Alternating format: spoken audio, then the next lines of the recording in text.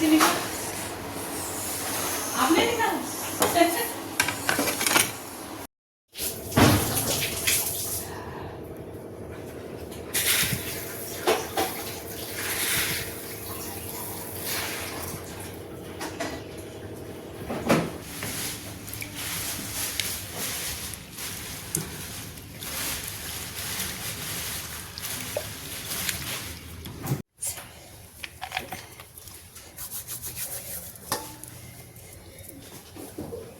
ये देखिए आज बनने जा रही है हमारे यहाँ ज्वार की कचौड़ी, जिसको हमारी तरफ जोंधरी बोला जाता है।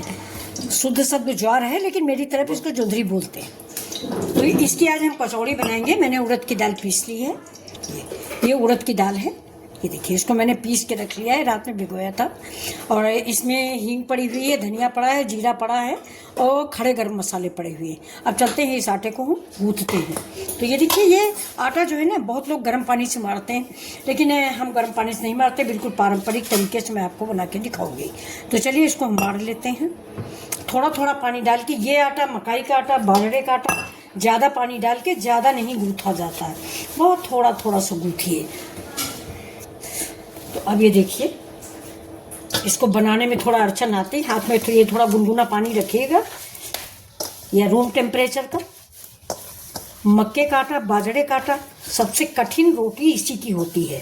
लेकिन अब आजकल आप लोग गर्म पानी डाल के कढ़ाई में गर्म कर लेते हो तो आराम से बन जाता है। लेकिन मैं बिल्कुल पारंपरिक तरीका आपको दिखाऊंगी। मतलब इसको आप जैसे ही ऐसे ही ज़्यादा देर तक गूंथते रहेंगे। ये देखिए, मैंने इसमें गेहूं का आटा भी मिक्स नहीं किया। अगर हमारे बच्चे नए हैं जो नहीं बना पाते, मैं भी नहीं बना पाती थी पहले, ऐसा नहीं कि परफेक्ट थी, तो जो नए बच्चे हैं वो पानी गर्म कर लें और गर्म पानी में ही इस आटे को डाल के गूंथ लें, बहुत जल्दी बन जाता है। चलिए मैं एक तो ट्राई करती हूँ।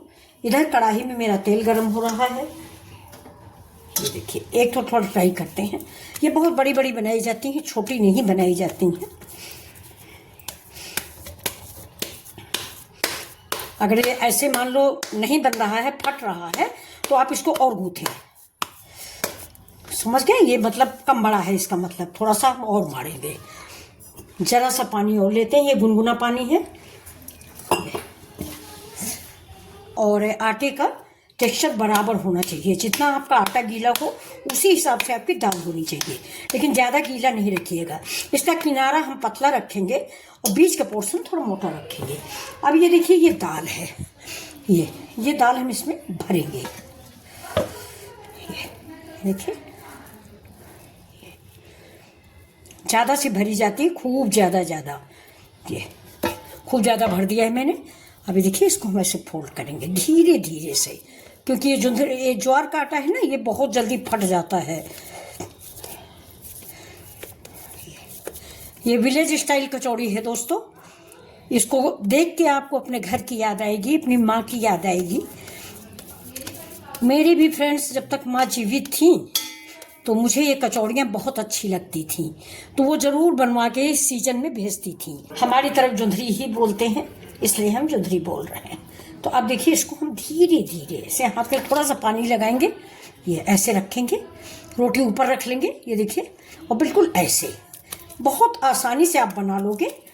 और ये कचौड़ी खाने में बहुत ही टेस्टी लाजवाब होती है। ये देखिए कितना बढ़िया सा बन रहा है। ऐसे ही आप बना लीजिए, कोई भी आपको प्रॉब्लम नहीं आने वाली। ये थोड़ा दोस्तों मोटी ही बनाई जाती है, पतली नहीं बनाई जाती है। अब ये हथेली जो है ना, ये पोर्शन इसको इसे बीच में दबाएंगे, क्योंकि हमारा बीच जो है पतला रहे और किनारा भी पतला रहे और दाल चारों तरफ फैल जाए।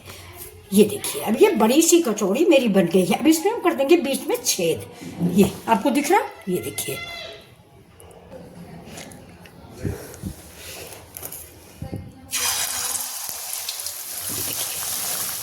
तेल गरम हो चुका था। अब इसको हम कर देंगे तेज। ये देखिए, फिर से मैं दूसरी बना रही हूँ। ये देखिए, इतना बड़ा सा लोई है ये है। अब इसको फिर हम ऐसे ऐसे करेंगे, ऐसे ऐसे करके थोड़ा बढ़ाएंगे। इसके बाद ये बीच के पोर्शन खाली करेंगे। और ये जो दाल है, इसको भी हम इतनी भरेंगे। देखिए, ज़्यादा भरी जाती है।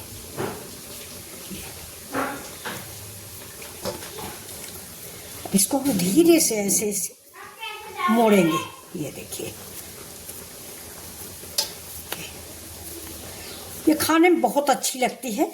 और सब्जी हो, और आलू गोभी की सब्जी, आलू मटर की सब्जी, और धनिया मिर्चा का नमक। हमें तो फ्रेंड्स, बच्चे हमारे हैं और ख़ास करके मुझे धनिया मिर्चा की नमक से बहुत अच्छी लगती है। ये देखिए, ये अब इसको फिर हम लोई टाइप का बनाएंगे, लेकिन अभी बनाएंगे नहीं क्योंकि अभी हमारी कचौड़ी पूरी पकी नहीं है।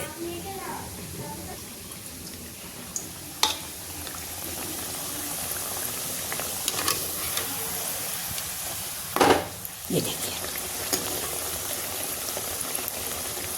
ये इधर भी हम पका लेते हैं, इसके बाद हम सर्व करके दिखाते हैं।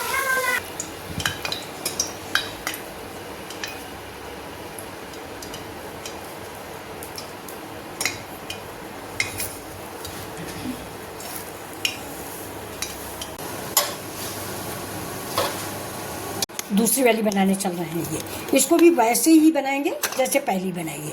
ये ऐसे रखेंगे ये, और हाथ में लगाएंगे ऐसे पानी, और इसको ऐसे रखेंगे और इसको धीमे धीमे हाथों से, क्योंकि मैंने बताया ना ये आटा सबसे ज़्यादा खुश्क आटा होता है। खाने में भी बड़ा अच्छा लगता है, लेकिन बनाने में बड़ी कठिनता होती है। अगर आपको अभ्यास हो जाएगा तो बहुत जल्दी से बन जाएगा, और बहुत ही, ये कचौड़ी आप 2 दिन रख के खा सकते हैं। और जैसे किनारा को थोड़ा सा फटना से दिखे, ऐसे आप उंगली से बराबर कर दीजिए ये। और ये बड़ी बड़ी बनाई जाती हैं, और ये 2 दिन 3 दिन ठंड में ख़राब नहीं होती।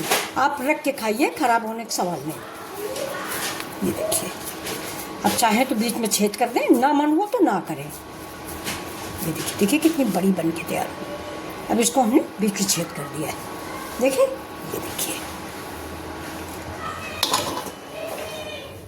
अब इसको हम ऐसे ही तेल में धीमे से डाल देंगे। देखिए, ये कितनी बड़ी सी है।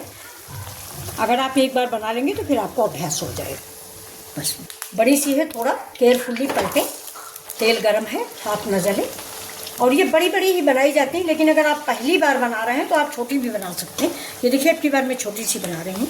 ये देखिए, ये आप बना लेंगे। इसको मैंने ऐसे कटोरी का आकार देंगे। ये देखिए, तो ये दाल मैं ऐसे बराबर करूँगी है।